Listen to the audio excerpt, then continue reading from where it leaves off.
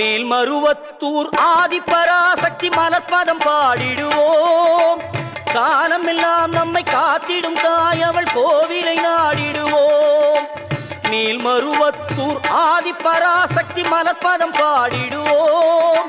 காலமெல்லாம் நம்மை காத்திடும் தாய் அவள் கோவிலை நாடிடுவோம்.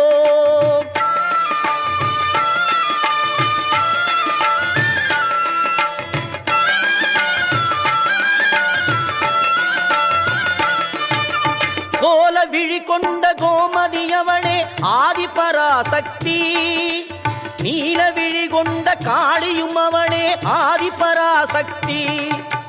கோல விழி கொண்ட கோமதி அவளே ஆதிபராசக்தி. நீல விழி கொண்ட காளியும் அவளே ஆதிபராசக்தி.